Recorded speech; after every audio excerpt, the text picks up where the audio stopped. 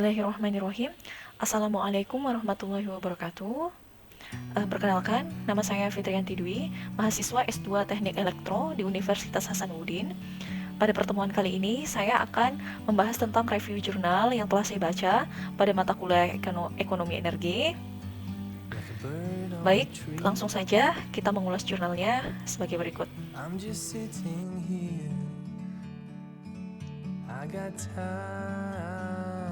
Baik, kita langsung saja ke pembahasan jurnalnya. Pada pembahasan kali ini saya mengambil sebuah jurnal yang berjudul Solar Thermoelectric Generator Assisted Irrigation Water Pump Design, Simulation, and Economic Analysis oleh Abdullah Hakan Yafuz, sumbernya dari Science Direct. Nah, di sini abstrak pada jurnal ini akan menjelaskan tentang sebuah solar thermoelectric generator assisted water pump yang disingkat dengan STEGWP, yang dimana pada jurnal ini akan membahas tentang simulasi, desain, dan analisis ekonomi dan membandingkannya pada pompa air yang berasal dari sumber diesel. Nah, pendahuluannya itu yang pertama, batas-batas mengenai cadangan bahan bakar fosil yang menekan pentingnya energi dalam pembangunan berkelanjutan, yang dimana secara global akan diproyeksikan meningkat sebesar 28% pada tahun 2040. Nah, dalam penelitian jurnal ini akan menjelaskan kelebihan dari analisis yang dilakukan perbandingan antar pompa air yang menggunakan mesin diesel dan pompa air yang menggunakan energi matahari.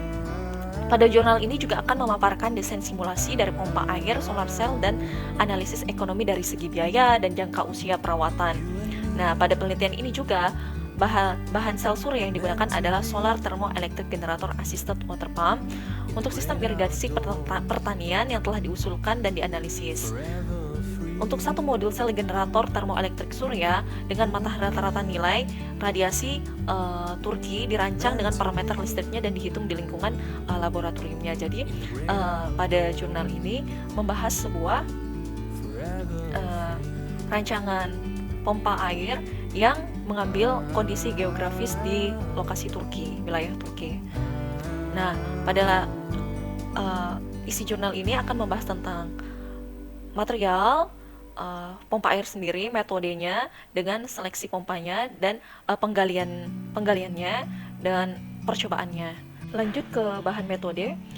Pada bahan ini yang digunakan pada jurnal ini yaitu idealnya dibuat dari bahan semikonduktor, yang dimana Qc ini adalah daya termal yang diserap dari permukaan dingin, sedangkan Qh ini adalah daya termal yang dikeluarkan dari permukaan panas. Lanjut, pada metode ini, penelitian ini terdapat sebuah tabel katalog dan efektif modul parameter. Nah, di sini di mana penentuannya adalah dari ketahanan masing-masing bahan material. Lanjut ke bahan metode ini, yang ketiga adalah metode karakteristik geografis. Jadi di sini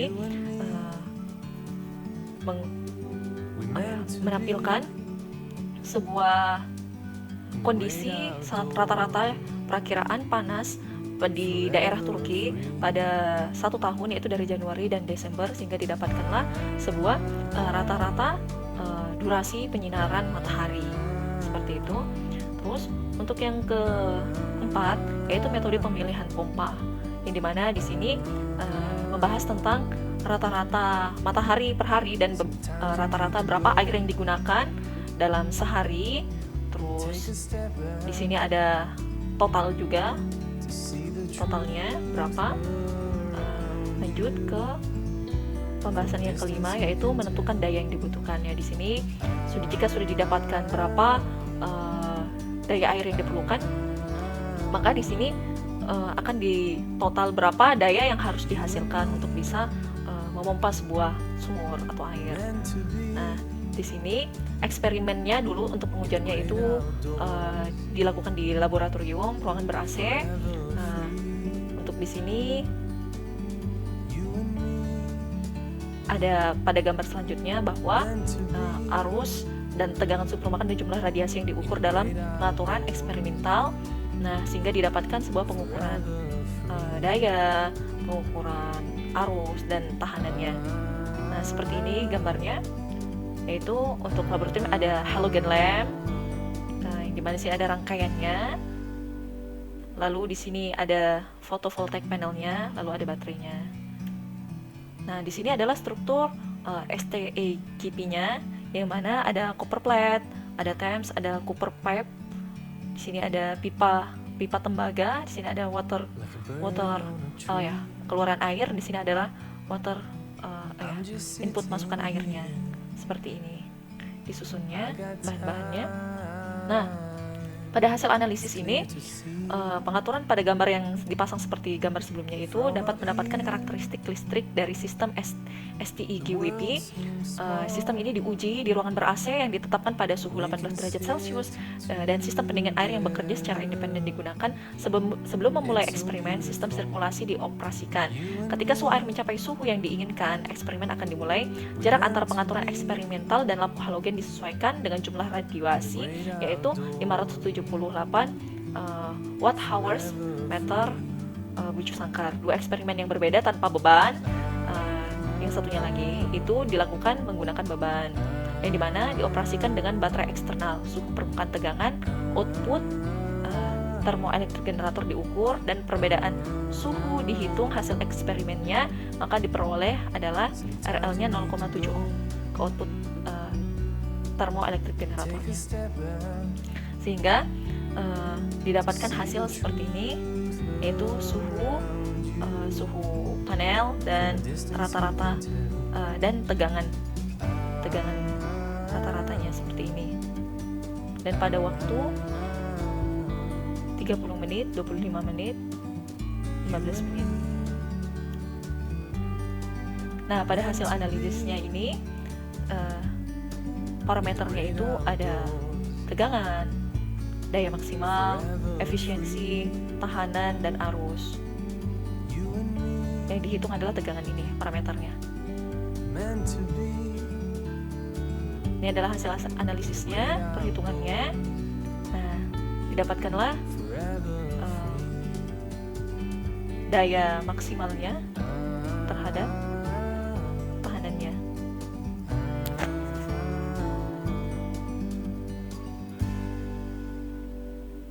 Nah, di sini adalah mulai dibahas tentang analisis ekonominya, yaitu tentang berat, besarnya, dan biayanya, lebih ke analisis ekonominya.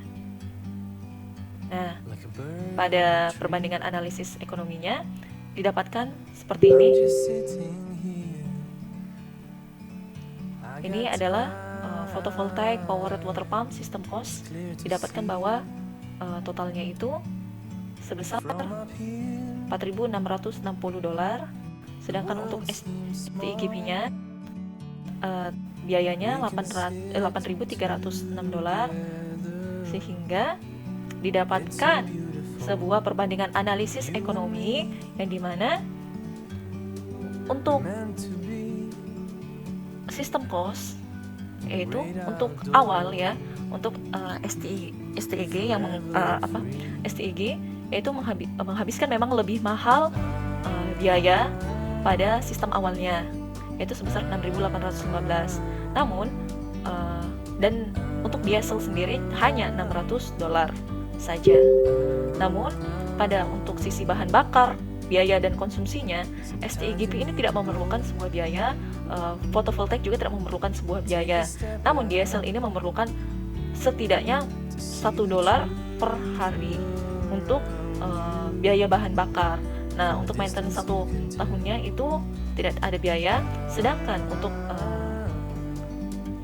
operasi jamnya, bayangkan untuk STEGP ini dapat menghasilkan dapat bekerja pada 2.800 hours per jamnya, sedangkan diesel hanya bisa bekerja pada 1.410 hours saja. Sedangkan untuk biaya sendiri, untuk 5 tahun ke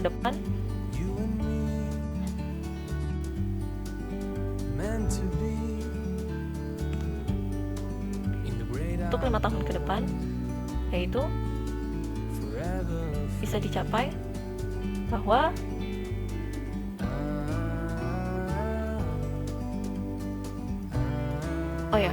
biaya perbaikannya itu tetap stabil, konstan. Untuk baik sistem generator elektrik generator maupun fotovoltaik itu biaya dari tahun ke tahunnya itu tetap sama. Sedangkan diesel itu setiap tahun dari per tahunnya itu meningkat. Jadi bisa simpulkan bahwa diesel memang murah di awal, tapi untuk perbaikannya setiap tahun ke tahun itu diesel memakan waktu yang semakin meningkat. Karena secara diesel juga pasti memperhitungkan biaya ekonomis sistem seperti itu. Nah, dari kesimpulannya di sini, banyak negara memiliki sumur dan lubang bor untuk irigasi atau minum pasokan air. Biaya pengoperasian sistem ini menggunakan sumber energi yang lebih terjangkau daripada perluasan listrik grid.